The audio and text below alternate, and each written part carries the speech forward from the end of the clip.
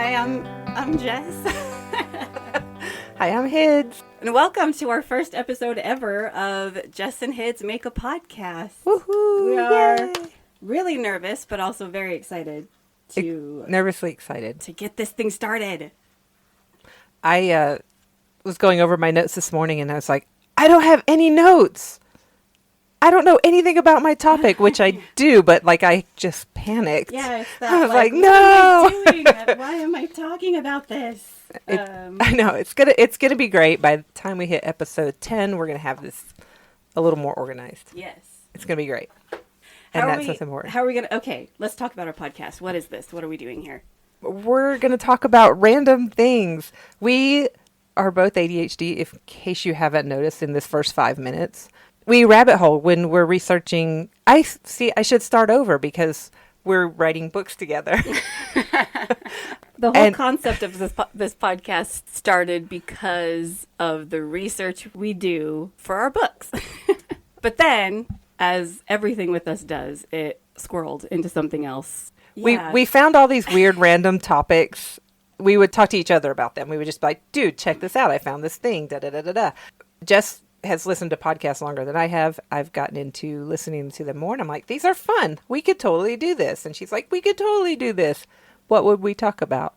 All the random crazy stuff that we like to learn about. Because, we deep dive for a month on one subject and then forget it. Yep. And find the new subject. And then because of the deep dive, we learn about a million other things that are like tangential, but not really related. And yeah. So we're going to tell you about those things that we have learned. The most random, weird things. Yeah. And if you didn't listen to our trailer, we did explain that the way we choose topics is that we wrote them all down on a deck of cards. And at the end of each episode, we're each going to draw a card, but we're not actually going to tell the other person what we drew. So I have no idea what she's going to talk about this episode, and she has no idea what I'm going to talk about this episode, unless you looked at my notes. I haven't, but I've been asking you for the past 2 weeks. I know. Since we released the trailer, I've been like, or the past week. What are you talking about? I was like, hey, what's your subject? What's your subject? Tell me. Nice try. So the card deck is how we choose our topics, but we decided we would let the dice decide who goes first each episode. So we each have a D20 here. And for those of you not familiar with tabletop games, a D20 is just a 20-sided die. So we're each going to roll, and whoever has the highest number goes first. Okay, let's roll some dice. Okay. All right. Okay. 1, 2, 3, go. You're going first. I got a 2. I got a 14. Okay. Are you ready? Okay, I'm ready. My topic is commonly misused sayings. Oh, I love this. And so, when we first decided to put this as a topic in our podcast, it's because we have talked about sayings like jack of all trades, or the customer's always right, or blood is thicker than water. I have 5 specifically that I'm going to talk about. They're often misused. And in my research, I actually found out that a lot of them, the shortened phrases themselves are not, those are the original phrases. They have just been taken out of context and have since been added to sort of bring the meaning back to the original context. Oh, cool. Yeah. Okay. So I'm going to start with blood is thicker than water. I'm saving my favorite for last, which is jack of all trades. The source for this one was mostly Wikipedia. Then there was a question asked on Stack Exchange, and yeah, so Wikipedia says that the oldest record of this saying dates back to 12th century Germany, and it first appears in the medieval German beast epic Reinhard Fuchs, which in English means Reynard the Fox, by Heinrich der Glickeser. I'm not going to try to... Actually, there's going to be a lot of mispronunciations in this podcast. There will be, because I'm actually going to attempt to say the whole phrase in German. Oh my goodness. It says, Okor ich sagen das Zipblut von Wasser nicht Verderbet. I haven't actually said that out loud because I've been in the vicinity of Hiddles the whole time. And not that she can... Why are you speaking German all of a sudden? She can't understand German, so she wouldn't have guessed my topic based on that. The weirdest thing is... I never practiced that. Okay, I have to say, I actually know a few of those words. Oh, that's funny. And okay. I was like, oh, I get it. Yeah. Translate it for me. What does it say? I don't know. I just I recognized water. Yeah. And I recognized something else. Nit vertebrate? Okay, so the English... Go, just roll with it. The English translation says, I also hear it said that kin blood is not spoiled by water. Oh. And so, yeah, it says that's like the very first written record in this 12th century. 1180 was the year. Reinhard Fuchs is what it's called. And Jacob Grimm actually referenced that. And as in Grimm's fairy tales? As in Grimm's fairy tales. And he theorized that it means the bonds of family blood are not erased by the waters of baptism, which, emphasizes that... Interesting. Yeah, so it emphasizes that, no matter, what... There's kittens meowing on the other side of the door that we're recording this podcast in. Oh, my gosh. They're so needy. But basically saying that your familial responsibilities will be more important than any sort of church or religious responsibilities that you feel you might have. That's so interesting. Which is very interesting. There's no evidence that really supports that was the real meaning or the intended meaning of that phrase. And this is where the Stack Exchange comes in, because there's a user there that answered... Basically, the question was, I've heard that the phrase blood is thicker than water is actually a shortened version of the original phrase, which is the blood of the covenant is thicker than the water of the womb. And just looking for clarification on that. And one user named Gareth Reese responded by calling out the whole Wikipedia article as being, quote, a fair go of errors, omissions, and irrelevancies. Oh my gosh, I love it. I was but he actually makes some good points. I'd be more inclined to trust Wikipedia, even though I know anybody can get on Wikipedia and edit anything. But this user says, no evidence that the modern proverb that we have now traces back to this original version. So this original version, it does exist, it's there, but he argues that there's no correlation between the two. Blood is thicker than water. And I also hear it said that kin blood is not spoiled by water. They're just different enough to suggest that that's not where the saying comes from. And he backs this up by saying that Grimm actually says that this saying wasn't found anywhere else. So yeah, so that he actually this is my theory of what it's saying, is that the bonds of family blood are not erased by the waters of baptism. That was his interpretation of it. And that was now I want a rabbit hole down when that original German saying was wrote, what was happening in the world in that time period. Yeah. On that scale of things, to see if there's and if there's a connection there. Other sources in that century, they did say that it was very common to refer to blood as family ties, but it was also a thing to refer to blood as in community or clan sort of ties. Or your nation where you're from is your blood. And so the saying can go either way. Yeah. The modern sort of extended phrase that we know today that we thought was the original, the blood of the covenant is thicker than the water of the womb, it didn't come about until the 1990s and early 2000s. Wait, what? Yeah. No, I have heard that. I swear. Is this a Mandela effect? Maybe. I have heard that my whole life because whoa. It was actually, there were two so separate weird. authors that referenced it, Albert Jack and Rabbi Richard Pastelniak. They claimed that the original meaning of the expression was that the ties between people who have made a blood covenant or have shed blood together in battle were stronger than ties formed by the water of the womb. But neither of those authors cite any sources. So you kind of maybe it was a common interpretation, which is why they referenced it in their works, but there's no actual written evidence to say that this is where this saying came about. Or my mind is blown. Yeah. You have blown my mind. I know, right? Right. What? No, I haven't. So yeah, I'm questioning blood, my existence right now. Yeah. Blood of the covenant is thicker than the water of the womb is not actually the original saying at all. And we were thinking it was, and we were like, we're going to talk about that. I'm so shook. That's ridiculous. But like, there's speculation about the original meaning, and it could honestly go either way. And I think the more popular meaning is the whole blood of the covenant is thicker than the water of the womb. Like, family ties aren't necessarily stronger than the ties of your found family, which is like, I love the concept of a found family. I love that. You're my found family. Aw, Yay. thank you.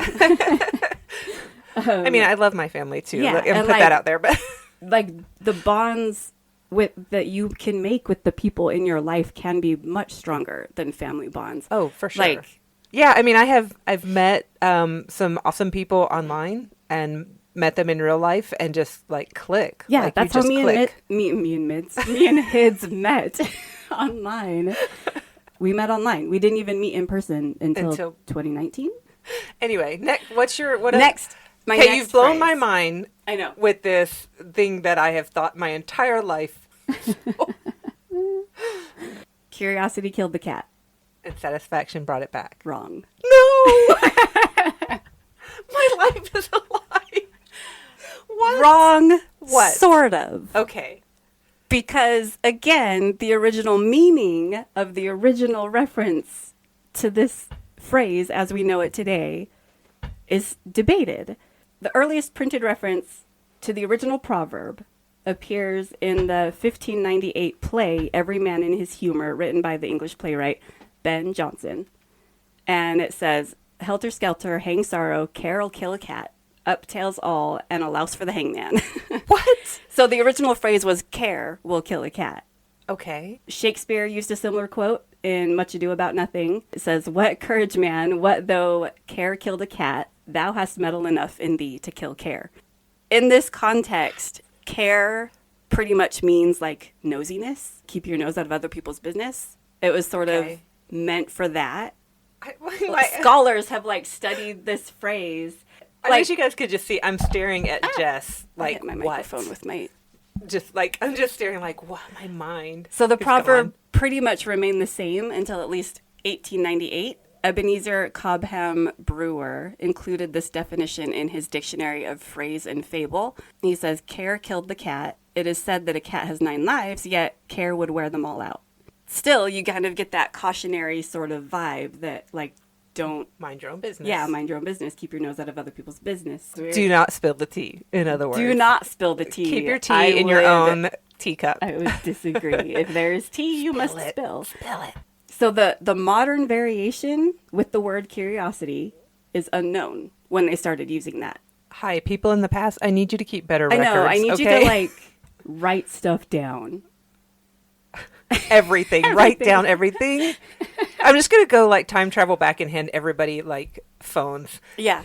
Record everything. take Record notes. everything you do because we are getting it so wrong Yeah. in the future. Yeah. And we need this to Everything's happen. twisted now. It's so messed up. Okay, it's found in an Irish newspaper from 1868. The quote is, "They say curiosity killed a cat once." And it says, "they say." So, like, say. it's obvious it had been in use before that.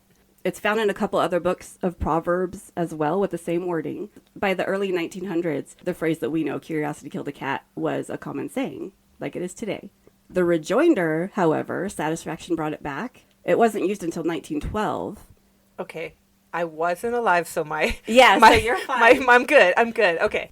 At least that's the earliest known printed reference. It was found in the Titusville Herald newspaper. That's the end of my notes for "Curiosity Killed a Cat." But satisfaction brought it back. Yeah, Yeah, it's kind of like it's like a everybody well-known knows it, thing now. yeah.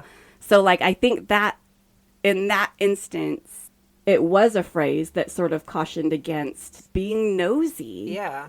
It kind of morphed into "don't get curious." Which But I then, hate. like, people were like, "No, you should get curious. Otherwise, like, inventions wouldn't happen. Question everything. Question everything."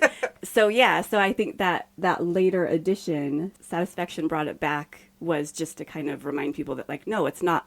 Curiosity won't kill you. Curiosity is how progress happens. The rover on Mars is named Curiosity. Curiosity, I know. Okay, next one. Next one. Okay. Next one is "the customer is always right." No, they're not. I know. Okay. This is another Okay. example of the original being taken out of context and sort of twisted by customers who think they're entitled and will argue with you about it. We love you, customers that keep businesses running, and thank you so much for your patronage on every level.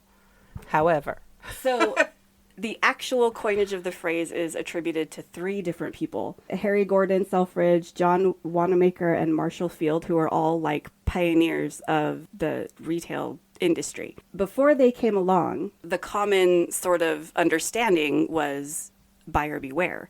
There's absolutely like zero care for customers at all on the merchant's end. A lot of swindlers, were a thing.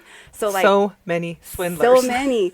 That was like its own art form, I believe. Yeah, for sure. So those 3 were sort of the ones that not really introduced the concept, because like I'm not going to say that merchants as a whole were all not doing this, because like people care about their customers. I think they're the ones that sort of popularized it in big retail, that the customer is always right. Is there a time frame for that, like big retail? Because I know that's kind of a new thing. I did not. Long term of things. I didn't write a date down. Hang on a second. Okay. I just think like everything used to be so local, and so there wasn't really like supermarkets or that concept of things. The market was a collection of vendors selling their home goods. So I just like wonder when that retail concept came in. The date I'm seeing on Wikipedia says 1905. It was in the Boston Globe in an article written about Marshall Field. And like, again, nobody pinpoints which one actually said it as far as like coining the phrase. But this article does say that Marshall Field was the one that did it. Was it written by Marshall Field? He said, I said that. I said that thing. No, I'm just said kidding. It was in a 1905 article in the Boston Globe about Field. So I don't know. Okay. So they probably interviewed him and he was like, I came up with this amazing thing. Okay. Carry on. I'm sorry. Yeah. No, it's okay. But no, that was a good question because I didn't actually have a date written down. So 1905, somewhere around the early 1900s. So, and that's kind of like, in my mind, that's the concept of when retail space became like booming. Yeah. Like, send us your goods, we'll buy them, and then we're going to mark them up and resell them in one centralized location. Yeah. That whole popularizing that saying was simply meant to say that the customer should always feel respected and, leave getting a good deal. And like, the customer is by no means always right. And actually, there was an article in Business Insider that said the adoption of this motto has, quote, created a sense of entitlement among shoppers that has led to aggression and even violence toward retail workers. You don't say. So it morphed over time, the meaning of this phrase, into the customer always has to be, satisfied to their expectations. Which is ridiculous. Yeah. As a customer, I can say that.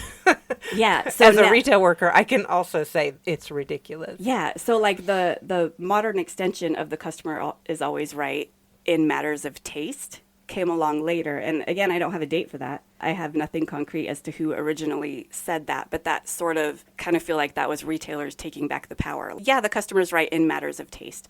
Like, you're not going to try to sell shoes to a customer when the customer says, no, those are ugly. Yeah. You're not going to, tell a customer you're wrong if they don't like the taste of this celery.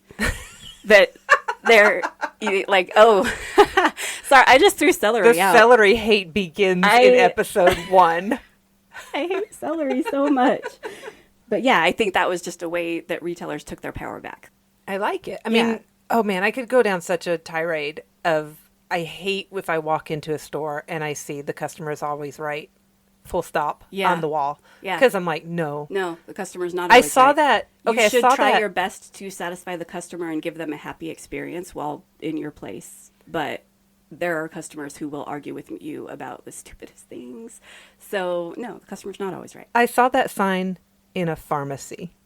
And I'm like, you literally went to school for how many years to prove that the customer is not right? You do not let the customer dictate to you. If you are a pharmacist, you should not. You should know your stuff. Know your stuff. The customer is not always right in this building that you're working in. This is the wrong attitude to have. But wow. I just thought it was ridiculous to see that sign in a pharmacy with the current understanding of the meaning of it. Anyway, what's next? Next one, I'm going to give an honorable mention to the early bird gets the worm. Have you heard the second part of that? I have, but I have no memory of it. Like, I know there's more to it. The early bird gets the worm, but the second mouse gets the cheese. Yes! Okay, yes. That is also not the original. What? The original is the early bird catcheth the worm. It's a proverb dating back to at least the 17th century, meaning that whoever does something first has the best chance of success. But it was also implied if you do something first, you will always run into the first problems associated with that thing. I was literally just thinking, like, the first person to say, I'm going to learn to fly, Right. I don't know who it was. The Wright brothers, maybe? No, they succeeded. They did after a lot of errors. I know, a lot of errors. There were people who attempted before that to fly. Oh, just with the power of your mind? With the power. Just, maybe the wind will keep you up. Forever. No, you know what I mean.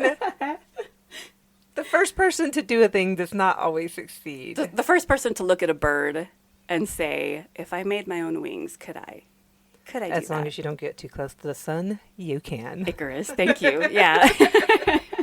The early bird. Early bird catcheth the worm. The early bird may get the worm, but the second mouse gets the cheese is a jocular anti-proverb that it's been cited in print since 1994. What? It came along way later than the original saying. My life is a lie. Episode 1, My life is a lie. Also, authorship unknown on that one.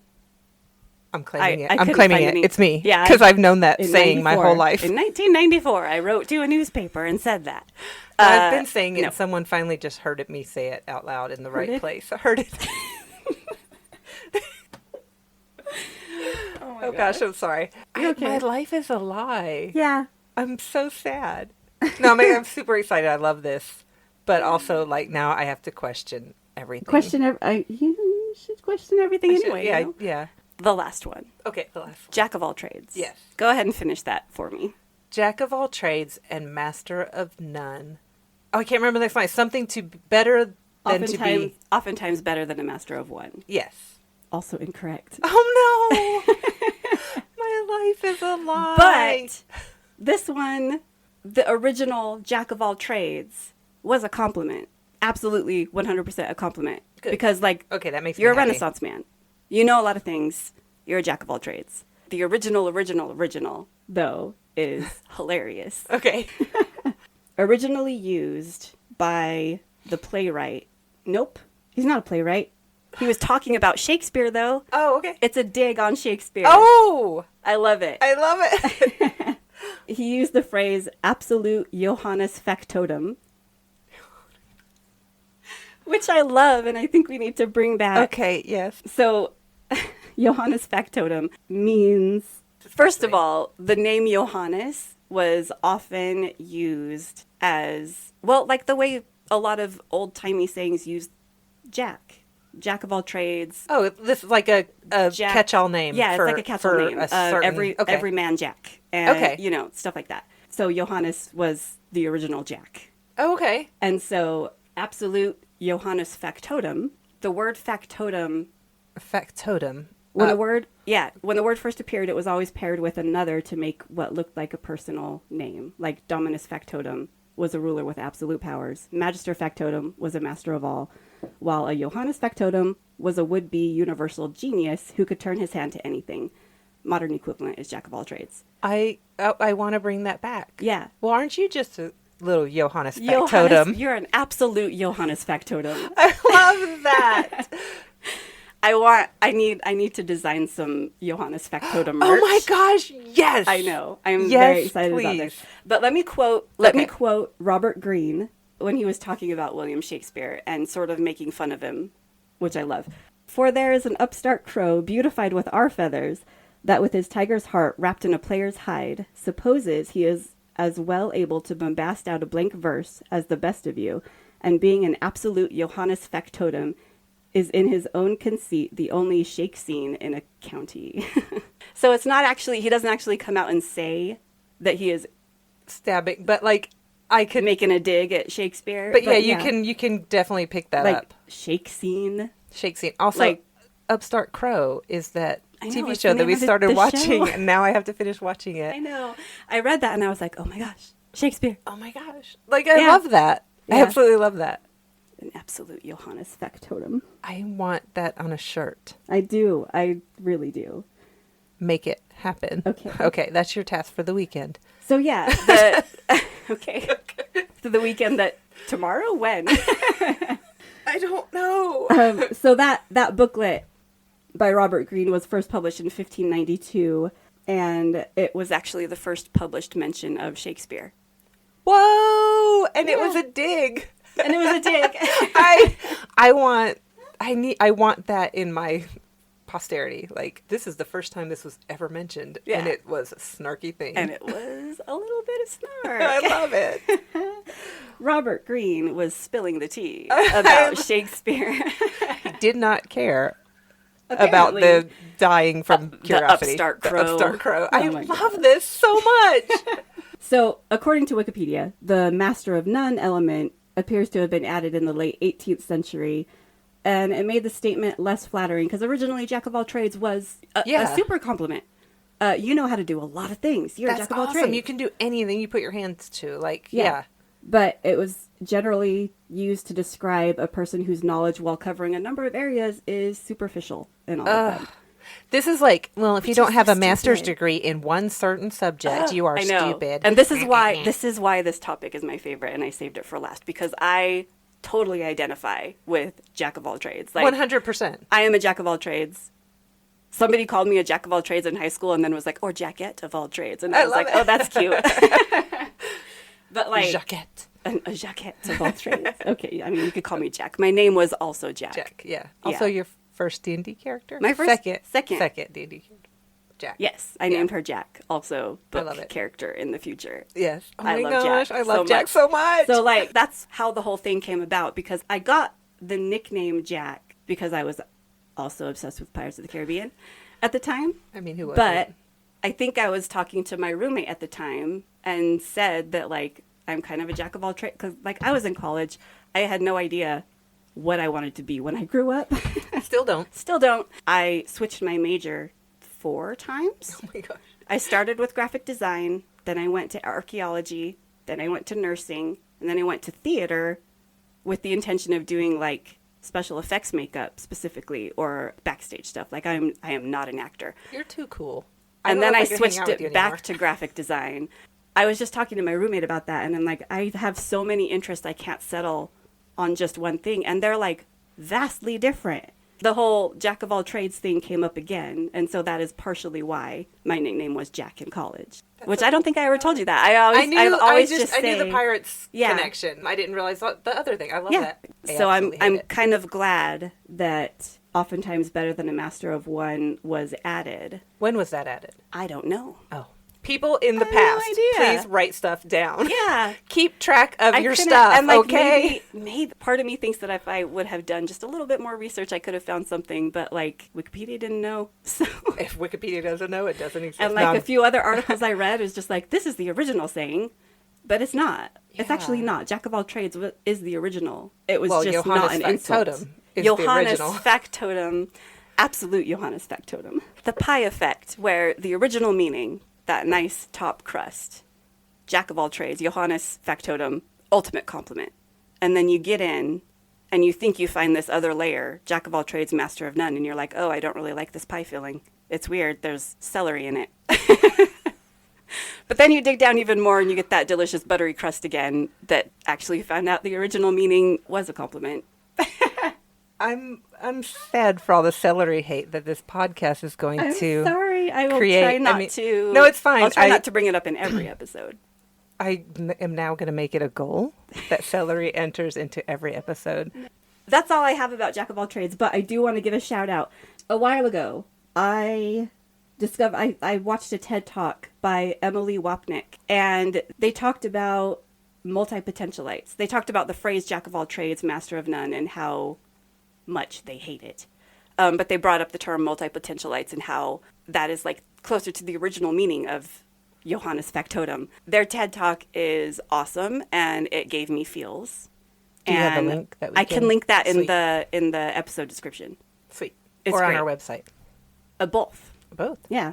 They talk about the value of someone who doesn't have that one thing that they're really good at and they can't settle into a career because they're interested in so many things. And like I said, I relate to that so much. I'm over here like, that's me. That's me. So yeah, shout out to that TED Talk. Yeah, everybody should go watch it. I made some more notes about how, like, the evolution of language and stuff. I think it's really fascinating that these old sayings Get so twisted. get twisted. Yeah. And a lot of it is because economy of words is one thing. Like, people will repeat a phrase but shorten it. Yeah. And eventually the original meaning gets lost. Goodbye. That word, God be with ye. Yeah. The complete shift and everything, and I love that. Yeah.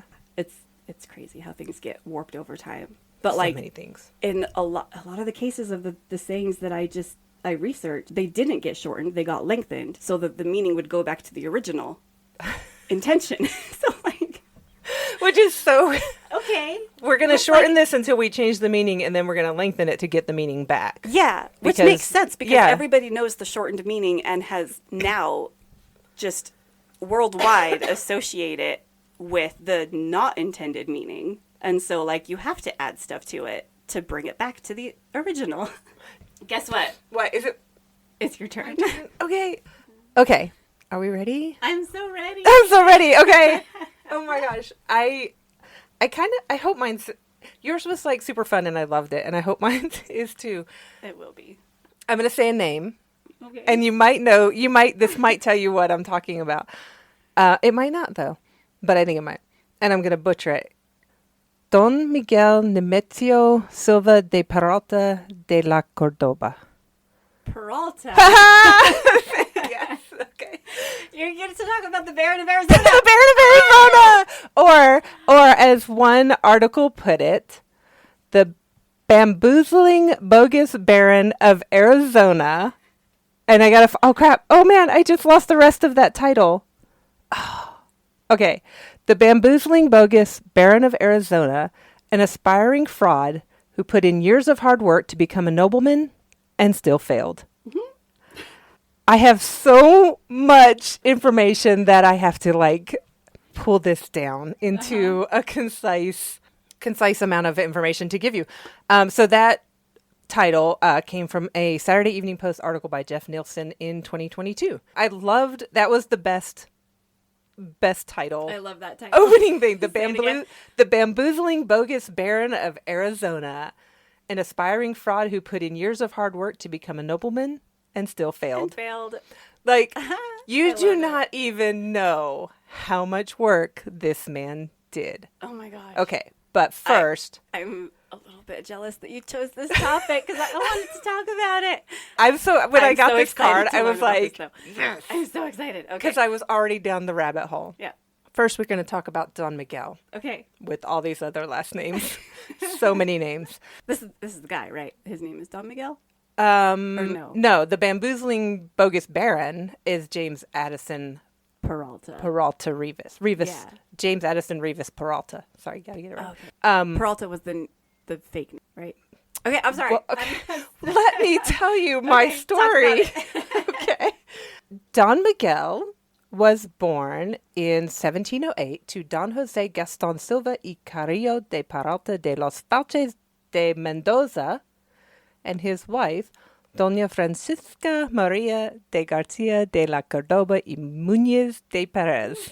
Okay. I love that the Spanish names is basically their genealogy. Yeah. Don Miguel entered the King of Spain's service in 1727 as a lieutenant of dragoons. He was appointed. This is all important information. Dragons is what I thought. I know. I was like, the dragons. Yeah, okay. No, all important dragoons. information. This is all important. He was appointed Visitador del Rey, a royal inspector, in 1742 and sent on a secret mission to Guadalajara in New Spain. New Spain was basically most of North America and Central America and part of South America. Like, I'm looking at this little map and like, oh, wow, all of this. Papers that confirmed Don Miguel's appointment named him as Baron of Arizonaca, Knight of the Golden Fleece, and member of the Order of Montesa. Baron of Arizonaca. What is that? Arizonaca. I have never heard that word before in my life, and I live in Arizona. I know. Okay. Okay. Educate. Educate. I'm going to educate you. So the exact nature of his mission was never revealed, but it may have involved claims of silver mines being found in northern Sonora. Pleased with the results of Don Miguel's mission, Philip V issued a royal cedula decree. I'm going to go with decree. Okay. Stating that the royal intention to make a land grant to Don Miguel. This was in November of 1744. This decree was not acted upon until 1748, when Ferdinand VI promoted Don Miguel, to captain of dragoons, bestowed upon him the title Baron of the Colorados. Also Captain of Dragons. Captain of Dragons. Captain of Dragons. Baron of the Colorados. And there was another decree instructing the Viceroy of New Spain to locate a suitable tract containing 300 square leagues of land. This suitable tract was not located until 1758. And then there's like all this stuff. There were ceremonies. There was marking the claim. Okay. Sorry. He was just like, okay, you can be baron of this land as soon as you find it. As soon as my viceroy of New Spain finds you a suitable tract of land. Okay. In 1758, Don Miguel finally traveled to the claim's location, accompanied by a priest from San Javier. And 2 officers from the viceroy's garrison. The priest serves as adjudicator, and the officers acted as witnesses and surveyors. During this ceremony, a large rock was located on top of a hill, which they named the Inicial Monument. This rock was spotted and chosen to mark the center of the property's western boundary. Okay. Time passes. Don Miguel made one attempt to settle on his land using the ruins at Casa Grande. Grande? Oh, I don't know. I'm going to give up. Casa Grande, if you're Casa Grande. Okay. That was his base of operation. He started to make a home there, but persistent raids from the Apache made him stop, and he returned to Mexico in 1770, where he married Sofia Ava Maria Sanchez Bonilla de Amaya y Garcia de Orozco. I love that. Yeah, they produced one son from this marriage, Jesus Miguel Silva de Peralta de la Catorba y Sanchez de Bonilla, in 1781. In addition to a will, Don Miguel created several additional documents to ensure his son would inherit his complete estate. In 1788, he added a codicil in Guadalajara, and in August of 1787, he added a decree before a notary in Guadalajara documenting the Peralta grant, title, coat of arms, and the ancestry of his son. He fell ill and died at 116 and was buried in Guadalajara. Sorry, wait. He was 116 years old? Don Miguel fell ill and died aged 116. Oh my gosh. He was buried in Guadalajara on February 2nd, 1824. Now, this is all important information. Now, let's talk about... A little history lesson. Let's talk about James Addison Reavis, or, as he was later known, James Addison Peralta-Reavis. Mm-hmm. So he was born in 1843 in Missouri. I said it right. Missouri. In Missouri. He was the second of 5 children, and he kind of grew up being a Johannes. A Johannes Factotum. Factotum. Well, don't make me like the guy. Okay, no, but like, I kind of do like him. He's not a great guy, and we're going to find out, but... Okay. If you put a lot of work into a scam, you get some credit. So much. You do not even know how much work this guy did. Okay. He didn't get a lot of formal education, but his mother read Spanish Romantic literature, and he developed a grandiose and eloquent writing pattern. He enlisted in the Confederate Army during the Civil War in the 8th Division of the Missouri State Guard. Then he went to Springfield and re-enlisted in another company, holding dreams of glory, but at 18 he soon discovered that war sucked and he'd rather be home reading with his mom. Oh. So I kind of love that, right? Sweet boy. Sweet boy. I want to read Spanish romances with my mom.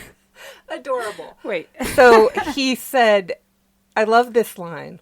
About this time, he accidentally discovered that he could accurately reproduce his commanding officer's signature. How do you accidentally discover that, though? I don't know. But he started making himself passes to go home to visit his mom. Aw. And I love this. Such a mama's boy. Yeah. Like, in a good way. But then, like, his fellows were like, dude, you're, like, always getting these passes to go home. I want to go home. So he's like, give me $50. And it's probably like $1. But, you know, he started selling passes to his fellow soldiers so that they could go home. Well, then some people got suspicious. Like, his commanding officers were like, man, you're leaving home a lot. And I don't recall doing this. So then he's like, hey, can I get leave to go home and get married? And they're like, oh, yeah, go home and get married. That's cool. So he said, okay, bye, and surrendered to Union forces. And then joined the Union Army. Oh, my gosh. So the Union Army was just like, sure. I guess. Like, I don't, like, he may not have said, hey, I don't know. Like, the Civil War is a whole huge thing that I have way too much information because I grew up in the South and they're obsessed. So after the war, he served briefly in an artillery regiment and survived the war and went to Brazil and learned Portuguese. He worked a series of jobs after coming back to Missouri, and he was like a streetcar conductor, a traveling salesman, a retail clerk, and he eventually found success as a real estate agent. He really was a Johannes. He was a Johannes Factotum.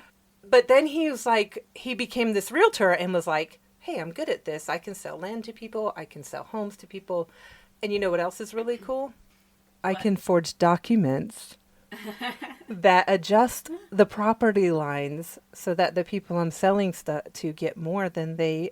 So, like, he started... So they think they're getting more than they are? Or get, like, well, I really want to buy the land next to me. Oh, okay. Actually, their land is not really theirs because the property line is actually over here. Oh, I see. So like, yeah, give me some extra money and or he he could just be like, whatever. well, let me do a little research.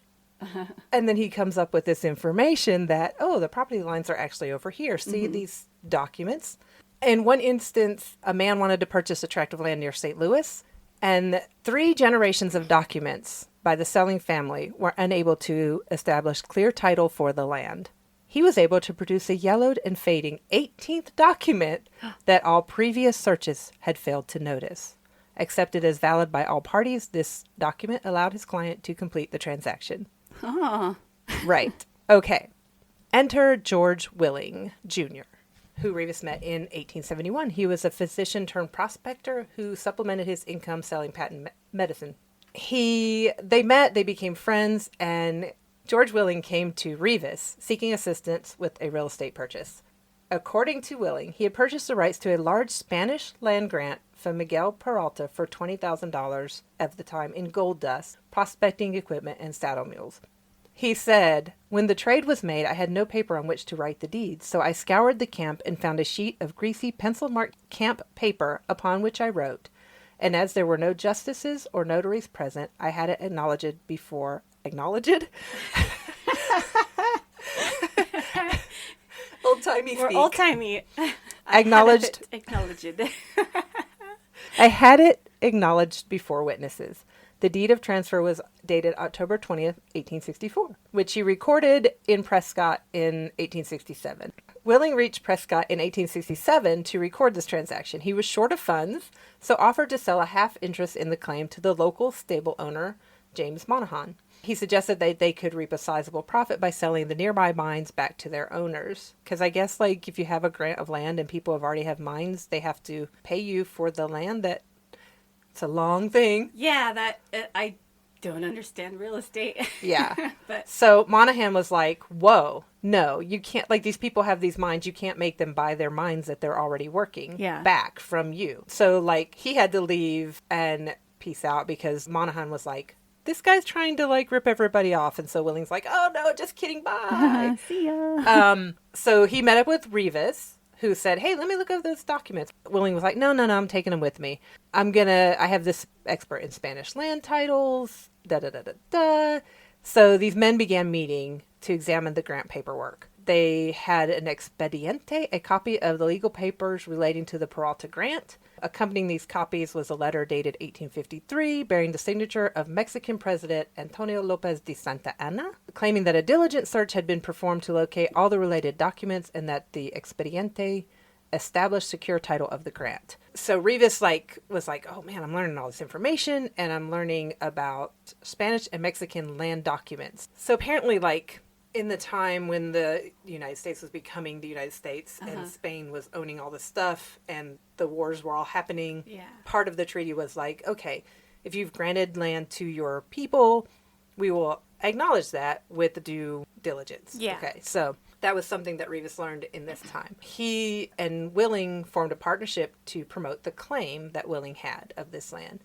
They planned to travel separately. Willing would go to Arizona territory first and then say, oh, I have a land agent who's going to come help me and tell Reavis to come here. Right. He's the real estate expert and he would do this. So he left with the paperwork in 1874, traveling overland. Reavis traveled by sea to California via Panama. California. California. Reavis married Ada Pope in 1874. They had a really brief honeymoon, and then he was like, bye. And did not see each other for 6 years. Oh, man. She was unhappy and received a divorce on grounds of desertion in 1883. Good for her. Good for her. Yeah. Good job, you. Willing arrived in Prescott in March of 1874 and filed his claim at the Yavapai County Courthouse. The next morning, he was found dead. Oh, fishy. No official investigation was ever performed. Spish. Super spish. Super spish. Suggested causes include poison, exposure and privation, or simply strange and unwitnessed circumstances. Okay. Cause of death, strange and unwitnessed circumstances. That's super spish. Super spish. I want that on a shirt. Okay. Reavis learned of his partner's death upon his arrival in San Francisco. He had expected a bundle of correspondence, but instead found 2 letters. The first from Willing, announcing his safe arrival in Prescott. The second, informing Reavis of Willing's death, was from the Yavapai County Sheriff, who sent a letter to the only address in the doctor's papers. Which was James Addison Peralta-Reavis in San Francisco. Reavis is like, well, I need to continue this land scheme, so I got to go get Willing's papers. But he was in poor health from his journey and low on funds. He worked as a school teacher in Downey, California for a year, from 1875 to 1876. Then he worked as a journalist in Northern California, serving as a correspondent for the San Francisco Examiner and the San Francisco Call, with occasional work for a New York City paper, Johannes Factotum. Yeah, man. Okay. As a result of his jobs, he met railroad tycoons Collis Huntington and Charles Crocker. He was also able to observe the operation of the Public Land Commission. And this was part of these claims. They had approved over 500 of 800 claims presented, and even frivolous claims were considered as long as examination expenses were paid by the filer, and bribery was commonly accepted. So, like, you could just be like, oh yeah, I have this claim. Here's $50. And they're like, oh yeah, it looks legit. So Reavis was like, I bet it's the same way in the Arizona territory. I'm going to get this land. It's going to be mine. This is awesome. So 1880, he went to Phoenix, posing as a subscription agent for the San Francisco Examiner. He toured the area and even made a trip out to the confluence of the Salt and Gila rivers. I know, right? The Gila River runs through my hometown. Your hometown will be mentioned later, very briefly, just as part of this. It was part of this grant. It was in there. He stopped in and said, hey, let me check on my friend Dr. Willing's death. Can you tell me some more about him? And he presented a letter from Willing's widow authorizing him to take custody of any papers that had been in Willing's possession. Mm-hmm. A search by the probate judge located his possessions and gave Reavis control of the Peralta grant paperwork. And then he was like, okay, bye, going back to California. Uh-huh. So I learned that the grant that Willing had was called a floater. So it was like, basically, you can have 300 acres of Arizona. Just anywhere? Boop, anywhere. It lacked a fixed location. Wow. So they were common. I want that. I want that. Can I have Here's that? 300 acres of Arizona. Just anywhere. Cool, just thanks. I'll take find. those. Yeah. Right? Such grants were common. They were useful as legal nuisances, capable of scaring an unsophisticated landowner, but of little real value. So you could be like, hey, I have a grant for this land. Here's all my legal papers. And you flash them in front of some poor farmer who's just trying to live his life and find a bit of gold or silver. And he's like, oh, crap. Oh, no, a legal nuisance. This is a legal nuisance. Yeah, but like that was a very common practice. Yeah. Reavis was like, hey, I'm going to fix the location of this grant. So he chose definitions advantageous to his goals. The western boundary set near the confluence of the Salt and Gila rivers. The grant contained the town of Phoenix, Globe, Casa Grande, Florence, Tempe, and stretched to the outskirts of Silver City, New Mexico. Oh, man. It's a huge tract of land. That's big. Huge tracts of land. Other points of interest were the Silver King Mine and a section of the Southern Pacific Railroad. So Reavis first had to clear some outstanding business issues and obtain additional documentation. In July 1881, he went to visit the family of Florin Massol? M-A-S-S-O-L? Massol?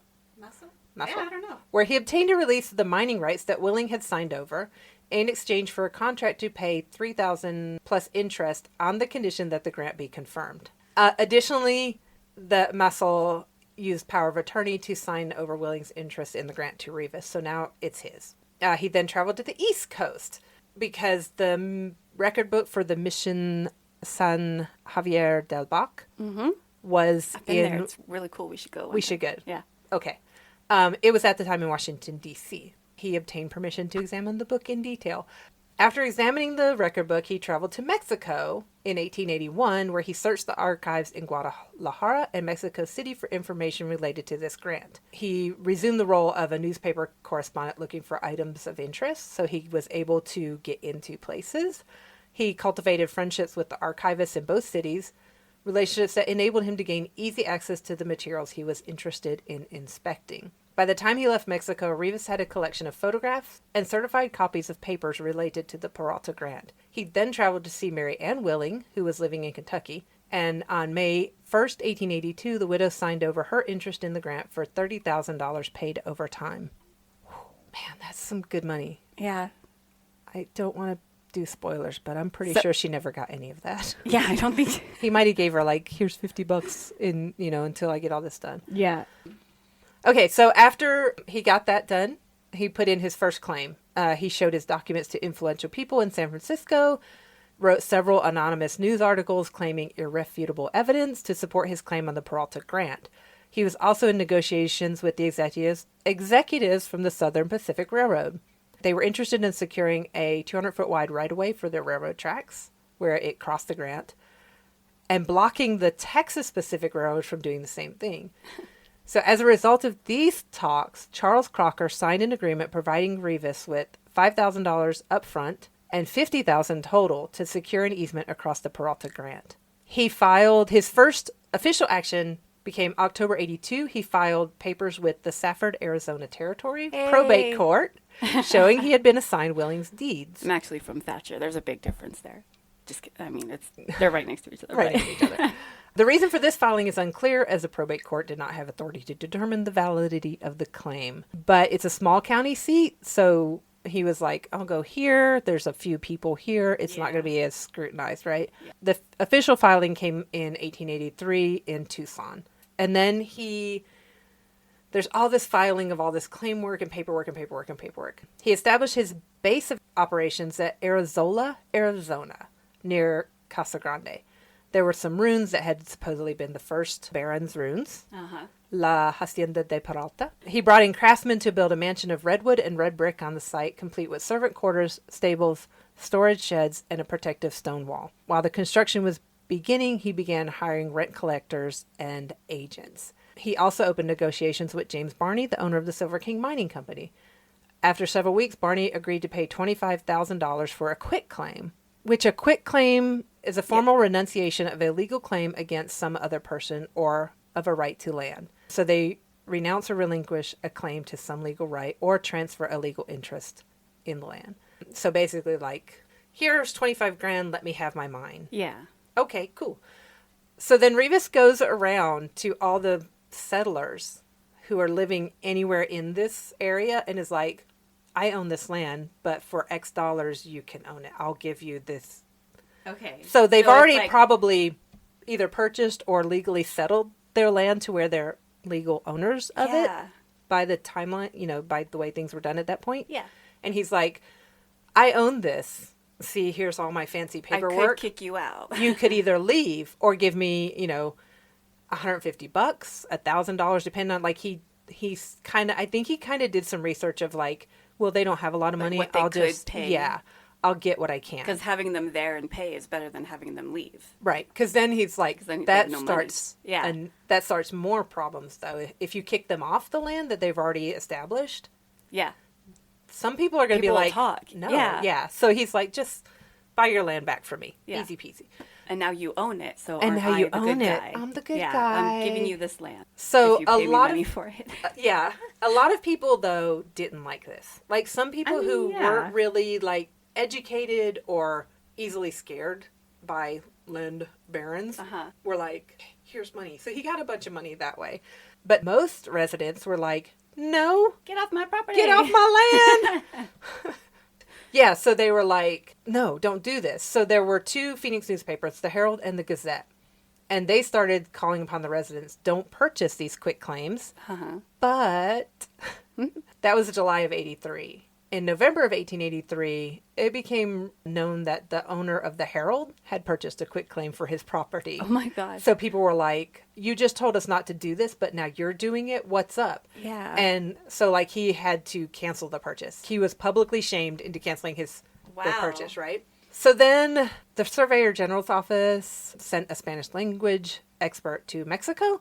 And like, there's so much. People are like, sending, like, go check on this claim, go check on this, go check on this. And they're finding all these documents. So they're doing their due diligence. They're doing their due diligence. The first guy, J.W. Robbins, died from tuberculosis and was replaced by Royal A. Johnson. I want to, like, give you all of this information, but, like, it gets deep. So the first claim starts to collapse, like, and Reavis is put into two lawsuits. The first came from George Willings Sr., father of his former business partner. He was like, he claimed that Mary Ann only possessed a life estate on her husband's property and could not have provided a warranty deed. An attempt to raise funds by him was made like, hey, help us raise money. But people were like, no. Yeah. You know. Okay, so he ran out of funds and the lawsuit never happened. And he was not heard from again. The second suit was filed by a territorial attorney, General Clark Churchill, to settle issues with his own land holdings. Reavis basically employed a strategy of delay and obfuscation. And he would say, like, paragraphs and paragraphs of words that meant nothing. So, like, he just dragged it out. That's super suspicious. No, I said it wrong. Super spish. Super spish. Super spish. The suit came to trial in 1885, and Reavis was like, you don't have the jurisdiction. And the court was like, yes, we do. And they gave Churchill clear title to his property that was part of this grant. Then Reavis is like, I'm gonna go and I'm gonna make sure that I have all this information correct. So he was like, he realized the complex series of conveyances on which he based his claim represented a weakness to his plans. So he was like, I'm going to work to establish an heiress. Okay. So he's like, I heard rumors of a descendant in California, so I'm going to go look for them. And he found a young lady who bore a striking resemblance to the second Baroness. After inquiring about her identity and background and learning she knew the name of Masso, he's like, you are the heiress to a large fortune. So this is so many scams all in one. Dude, I admire this man's craftsmanship. Creativity, his diligence and thinking hard on the work. fly. Yeah. Oh my gosh. Yeah. Okay. This young lady, she was like, I have no papers establishing my identity. He's like, I'm going to go find them. I'm going to search for them and I'm going to find this. So, I'm going to create them. I am also a master artist. So they exchanged letters back and forth, and then Reavis visited her in 1882 in Knights Landing, California, where she worked as a house servant, and he offered to marry her. He proposed marriage. So at this point, did she believe that she was an actual descendant of this royal family? She did. Oh my goodness. Because she didn't know anything about her own heritage or her own family, because she was he's freaking on point with his research. Orphan. Oh my goodness. I would like you to note that in 1882 he proposed marriage. Do you remember when he got divorced from Miss Ada Pope? It was after 82, right? 1883. Oh my gosh. Okay, so less admiration for They him. got married. Yeah, because she was like how old was 16 she? or something. Oh, no. She was very young. Okay, yeah. They got married, and he put her in a convent school so that Oh, she of could course he learn did. all. Finishing. Well, finishing school, yeah. Uh-huh. You have to be a lady. You have to be ready to take your place. Doña Sofia Michaela Mazo-Reavis y Peralta de la Cordoba, 3rd Baroness of Arizona. Oh, my goodness. After his first claim started collapsing and people were like, no, you can't do this, he was like, I'm going to make this happen. I'm going to find an heiress and I'm going to marry her. Uh-huh. So he married her in 1882, but he traveled with her, but presented her as his ward. Okay. This is my ward, Doña Sofia. And he was like, wow, he traveled and he went to New York. He met with the U.S. Senator Roscoe Conkling, former U.S. Congressman Dwight Townsend, Henry Porter of the American Bank Note Company, and Hector de Castro. John W. Mackay was so impressed with Reavis's papers, that he agreed to finance a search of the Spanish archives for additional documents. He provided Reavis with $500 a month, an amount sufficient for the Reavis party to travel in a manner consistent with an influential family. So they sailed to Europe in 1885. He began searching the archives in Madrid and Seville for information related to the second Baron, and he started finding all these documents, came back to New York and was like, ta-da! Look at all these documents. They went to New York, and James Broadhead, who in 1884 believed the claim would be denied, followed his examination of these documents by proclaiming, the Peralta claim has been submitted to Mr. Conkling, Mr. Ingersoll, and Mr. Hurd, who have pronounced it good. I have associated with them in the case, and my opinion coincides with theirs. Mr. James Addison Reavis is the gentleman who is pushing the claim, and he is a man of remarkable energy and persistence. I mean, no denying that. I can say, however, that having been consulted and having made a somewhat careful examination of the ancient papers and other papers produced, of which there are many, and on the facts and history of the case, I find they all go to show Miss Reavis to be the person she believes her to be, namely the lineal descendant of the original grantee. All these big names are like, we looked at all the papers that he brought us, and it's great. So he got all these information, and he's like, oh, I'm going to make this happen. And he filed his second claim in September of 1887. And he took his wife to Arizona and was like, look, I'm going to go file a new claim in Tucson on your behalf, 3rd Baroness of Arizona, but we're going to go take a carriage into the mountains. I'm going to show you the initial monument that marked your great-grandfather's land. There's a picture of her with this monument, and everything is really cute. She looks very happy. During all this time, Reavis has learned how government and big business finances work. He put his knowledge together and began offering investment opportunities into developing the Arizona territory. He began to gain millions of dollars in funds from New York bigwigs and other people. Mm-hmm. He formed 3 corporations, which finally became the Casa Grande Improvement Company of Arizona. The company planned to develop the land of the grant by building roads, railways, dams, irrigation canals, telegraph lines, and other improvements, while simultaneously engaging in leasing water rights, selling livestock, and performing other activities. He picked a place to build a dam, which is where the Roosevelt Dam is right now. Whoa! This man, and if you go to Phoenix, irrigation everywhere. Irrigation here in Snowflake. That's crazy. So he either just knew what he was talking about. I feel like dam-wise. I feel like Johannes Factotum, this man did his research. Yeah. And was like, you know what? I'm going to scroll and learn about where the best place to put a dam to do my work. Because it all adds to his credibility. As this man, I wish I had the energy that this man had, because he was going crazy with this. We could be evil geniuses. Evil genius. Okay. Too bad he failed. By the time he filed, he was dressing in finest clothing. His wife were the products of New York and San Francisco's best dressmakers. These people were society. Conditions in Arizona were too hostile to his ambitions. Reavis rarely spent time in his mansion in the town of Arizola. His wife and he instead maintained residence in San Francisco, St. Louis, and New York City, where they entertained the social and financial elite. During one stay in New York, Mrs. Reavis, possibly feeling lonely while her husband was busy with business dealings, found a 2-month-old orphan boy. She adopted the boy and named him Fenton after her husband's father, which I kind of like. Aw. That is cute. Yeah. Reavis also purchased a hacienda in Chihuahua. In Mexico, he became a patron of various charities, opening Home for the Blind and a hospital. Oh. Additionally, he built a monument dedicated to Don Miguel Peralta in Monterrey and donated new altar linens for a cathedral in Guadalajara. So, like, he's doing good things, right? I mean, he built a hospital and a place for the blind. That wasn't a home for the blind. Was not really a thing. Yeah, that's like... And she adopted this little orphan, so... That's adorable. In 1889, you remember Royal Johnson? Uh-huh. He was reappointed Surveyor General for Arizona in July of 1889. Despite having been out of office for several years, he had continued to investigate the validity of the Reavis claim. Uh-huh. Is this where it all This turns is where it all bad? starts to fall apart. Oh, no.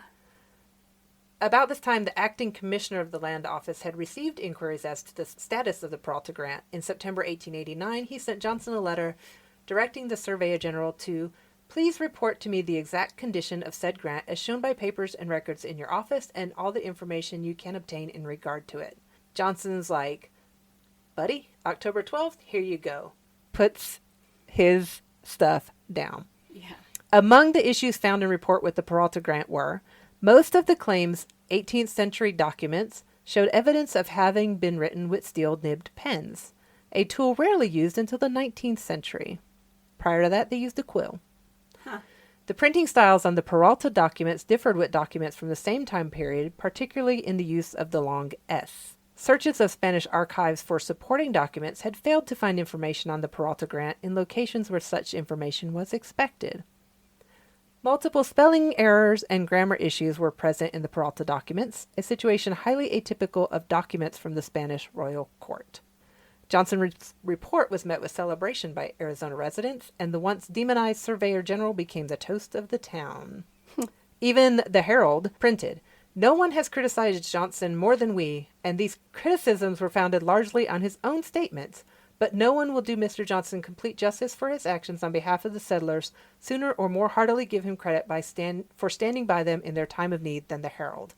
So they were like, this guy's crap. Oh, we love him. He's the greatest. We're apologizing for saying mean things because he's going to give us our land, right? Yeah. Reavis was like, he filed suit. Now, at this point, Reavis is a millionaire with multiple homes across the country and in Mexico. Yeah. And he's He sued the United States in the Court of Claims. stupid. Dude, you had it so good. He could have just let what was happening then just play out. Yeah. and Because it probably would have fizzled out. It would have fizzled out and he could have done his thing. Oh, man. At the time of filing, Reavis and his wife said they were aware that the Surveyor General had released a report, but claimed to have been unable to find a copy. He kept filing continuance. He didn't show up for like the first 4 days of his trial. And when he did, he was like, can I get a continuance? I need to prepare. Oh, my gosh. So then he went back and he was like, 1891, he's like, I'm going to go prepare my case. I'm going to go to California and locate witnesses familiar with the detail of Sophia's youth. So he had all these witnesses come forward and be like, I knew this guy and my family knew Don Miguel Jr. and we knew all these people. And they were like, yes, we knew Sophia between 1879 and 1882. And this one guy was like, she was an orphan and I raised her and then she learned to work as a dressmaker. But yes, I remember her parents when they died. All this great stuff. Yeah, okay. good content. He discovered, in addition to details about his wife's early childhood, Reavis discovered other witnesses able to relate details about her family. Additional details were revealed about the second Baron and his activities during the 1850s. Another revelation was the existence of a previously unknown third cousin to the third Baroness.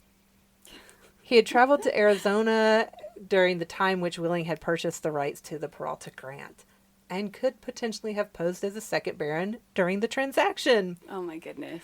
There is so much information and witnesses that he found, pulled all this in, and then his sweet wife gave birth to twins. Oh. which was like, he was like, see? Because she was allegedly a twin. And like her brother had died in childbirth or whatever. Uh-huh. The Don Miguel had twins. Like the original Don Miguel yeah. had twins. So like there was like a history of twins. So she gave birth to twins, and he's like, look, yeah. twins, see? Obviously, she's like, what else do I have to proves do? it. Like, oh my gosh. All of this comes in, and they're like going in deeper into these archives, all this stuff. Does all of this come out in the trial? All of this comes out in the trial. I can't even go into it. They go day by day. Day 1, this is proven. Oh, Day my 2, goodness. this comes out. Day 3, this comes out. Day 4, this comes out. Like, it is insane. People are like, oh yeah, he paid us to say that. Oh. He told me all about this Don Miguel guy, and I needed to memorize all this stuff for $20,000. Wow. As long as the claim was verified. Uh-huh. So he didn't technically pay anybody anything. Mm-hmm. They dove deep. They found out there was no Don Miguel, lieutenant of the Dragoons. Oh no, there was no dragon captain. No. There was no dragon lieutenant, no dragon captain, no knight of Aw. the Order of the Golden Fleece. He Oh my god. spent those early years after learning about this grant from George Willing. Uh-huh. And he went, I'm going to go find out. He basically went in and put all of these documents in place. Holy crap. And one of the ways that he was found out was one of the archivists was like, what? Over here in the department that you didn't get taken to, we literally have a list of every document that's in this archive. Jeez. All the They're not. documents are not on this list. They were added. Holy crap. Like, there was something that was a legitimate paper, and then like 4 forged papers were slid in between the beginning and end of this legitimate thing. Oh, man. Like, it was nuts. I am like blown away by this man and his audacity. That's crazy. Like the And legwork his- he put in for the this. legwork. Like, okay, dude, like, I'm impressed. I'm impressed. I'm if he seriously hadn't impressed. have tried to sue the government. So I that have was like his downfall. 15 tabs open. Yeah. I'm pulling most of this information from Wikipedia, but all these tabs also confirm it. Oh, I had a really good one that I loved from August of 1956. It has like a really good information. And this is the one that says, sweet Doña Sofia, for the rest of her life, believed that she was actually, even though proven all this stuff was wrong, she was like, no, this is my family. Oh my goodness. I am this person. And bless her precious heart. Oh. Um, I have mixed feelings about that because part of me is like she would have been absolutely devastated to find out it was all a lie. But also, the author in me is like, what if it wasn't a lie? I know. And he didn't know it. He thought it was it's like the Anastasia movie. Oh Like- my gosh. It's Anastasia. You think you're picking up an orphan off the street to go pretend to be a princess, but no, it's the real thing. Well, it could be Anastasia, except that Don Miguel Peralta also didn't exist. also didn't exist. Oh yeah, I forgot about that. Yeah, that was the clincher. I'm really sad for her because she was this young girl, Yeah. an orphan on the street. Let's write a modern day Anastasia story. And- I mean modern day. Yeah. I mean, it was. I'm sad for her, but like she did get to live a good life, and she did have stuff. But But it was all, it was all a Yeah. lie. Again, mixed feelings. she 'Cause- did. And she did good, too. Like, he was a philanthropist, and she adopted this kid, and then... So he was imprisoned. He was sentenced 2 years and a fine of $5,000. When he heard the verdict, Hold up. I know. Okay. Okay. So 2 years in prison and $5,000 is all? That's it? Sweet. Okay. Yeah. So he said, it's okay. The Supreme Court's going to reverse this decision. I'm fine. Sure. So he was imprisoned from July 18th, 1896 to April 18th of 1898. He got off 3 months early for good behavior. Sophia at this time was living in Denver with their children and working as a milliner. And when he left, he went to San Francisco, New York, and Washington, D.C. to try to find new investors to finance his development plans for Arizona. He was still like, Oh, my gosh. come on, you guys. it's my land. let's do this. Instead of being like welcomed back into his circles, they were like, thank you, but no. Politely, I would like to politely decline. He moved back to Denver to live with his wife and sons for a while, but he always wandered place to place, trying to advocate his vision for a large-scale irrigation system within Arizona. And I'm like, dude, it happened. It happened. Like, your ideas were good. Good ideas. You just went about it completely illegally, right? Man. In 1900, he began the magazine Peralta-Reavis Real Life Illustrated, in which he promised to provide the complete inside story of the Peralta fraud. So now he's owning it. Okay. The magazine folded after a single issue. Oh, I want a copy of it. I do too. That same year, he wrote a memoir that was published in several installments by the San Francisco Call under the title The Confessions of the Baron of Arizona. He's owning it. I want a copy of that too. I know, right? Like, I want to get that. In 1902, his wife filed for divorce on the grounds of non-support. Oh, and then he was kind of never heard from. By 1913, he was living in a poorhouse in Los Angeles, and he died in Denver on November 20th, 1914, and was buried in a pauper's grave. Wow. Sophia died on April 5th, 1934. Her obituary made no mention of the Peralta grant. After he fell out of the public eye, people were like talking about him, and he was featured in multiple magazine articles, a tour book. Oh yeah, part of the thing was like, part of the stuff that came out about him was like, oh, he used paper bearing the watermark of a Wisconsin paper mill that didn't exist, right? Okay. What I like this is like, such tales discount the skill used by Reavis in the manufacture of his forgeries and the level of inspection they received before faults were eventually discovered. Years of inspection and people traveling to Spain and Mexico and all over did not pull this out until this one guy, Royal Johnson, was like, and Hopkins, I think, was also part of that too. They were like, no, we're going to deep dive. Even when they weren't working for that anymore, they were still like... It was just like their pet project. It became like their little project. And he was like, no, this is legit, like, sketch. Okay, I'm going to find this out. And he did. And I kind of love it. That's awesome. And I'm like, I'm sad for him that he died poor. But he did have, like, he was a millionaire. He lived his life and, like, was in society. And he did good things. He established this hospital. He established the Home for the Blind. He did some philanthropic things. Oh, man. This makes me sad. The mansion that Reavis built in Arizona was rediscovered by the National Park Service in 1953, following years of use as a barn by a local farmer. Oh. Okay, I'm going to wrap this up. What I would like to say to everyone is the reason that we first put this on our list of topics is because of Vincent Price. Vincent Price. I've been picturing Vincent Price this whole time in my mind. Okay, because I got to show you what that man actually looked like. It's not Vincent Price. Like Vincent Price. Vincent Price is in a movie called The Baron of Arizona, and we have not seen this movie yet. We have not seen this movie, and I want to see it. It's on our list because for sure. Because we just love Vincent Price. I gotta find the one. I looked and looked and looked for an interview or a clip of Vincent Price talking about this movie, and I could not find one. Oh man! And I'm like, I want to dive deeper into it. I gotta find where I put it. I found one little quote, and I don't have where it came from. It says, Vincent Price considered his role as James Addison Reavis in the 1950 film The Baron of Arizona to be one of his greatest.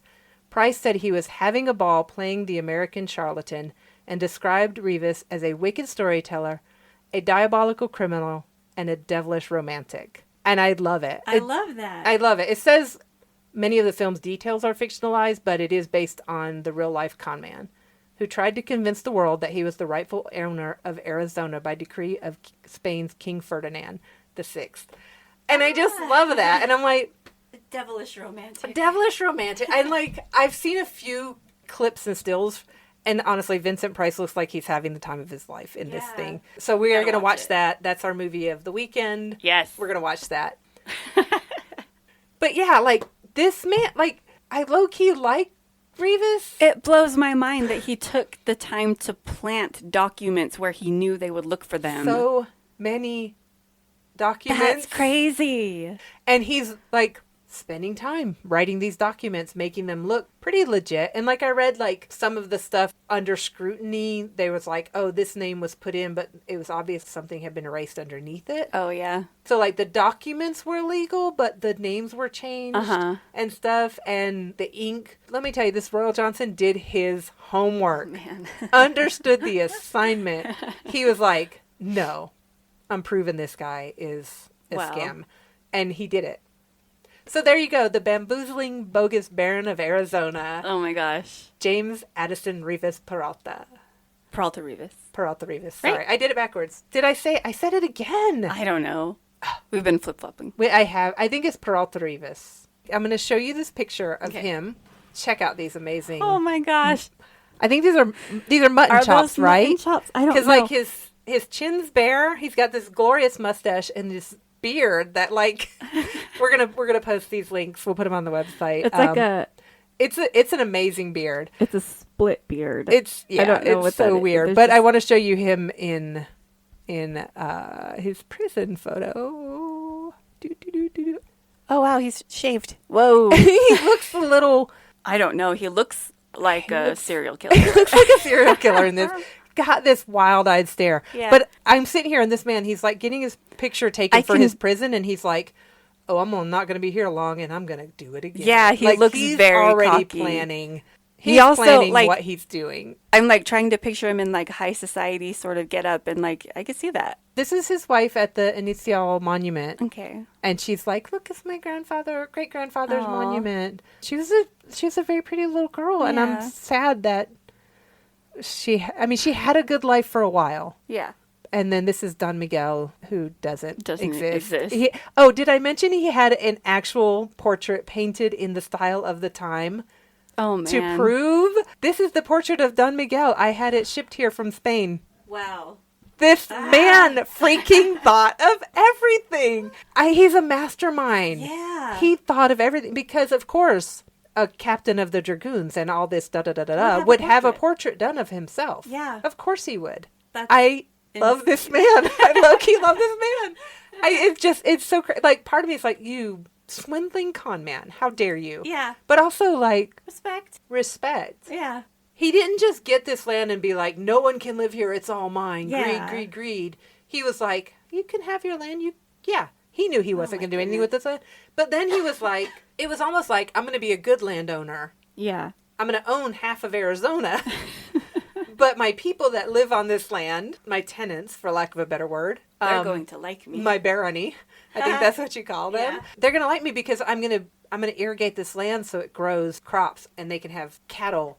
And I'm going to irrigate this land and I'm going to put telegraphs up so they can be in contact with the outside developing world. Yeah. And I'm going to make roads and it's going to be great. And he was so close. Yeah. If only he was legitimate. Like, if He only could he have had done it. legitimately had We this could have been claim. living in a barony right now. I was also going to add this because I thought it was brilliant.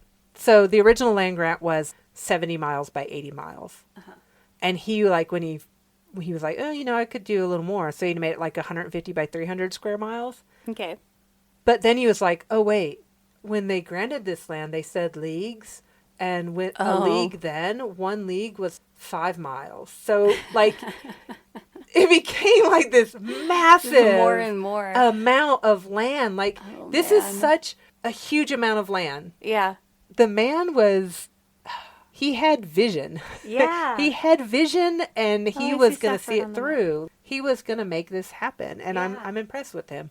So there, yeah, that's my end. The end That's of crazy. the Baron of Arizona. I kind of love it, and we're gonna watch the movie. Good So times. cool. Hey, you know what we should do? What? Grab some Oh, new we cards. have to pick our topics for next time. Our next podcast Yeah. episode, we have a deck of cards. We talked about this. We're gonna have a deck of Yes. cards, and we're gonna draw cards. Okay. All right, you go first. I think I drew the last one first. So you go. Okay. Here we go. Which is crazy because like we can't even tell you what we're drawing. I know. We just have to react to it. Oh, okay. Okay. All right. I'm gonna draw one. Oh!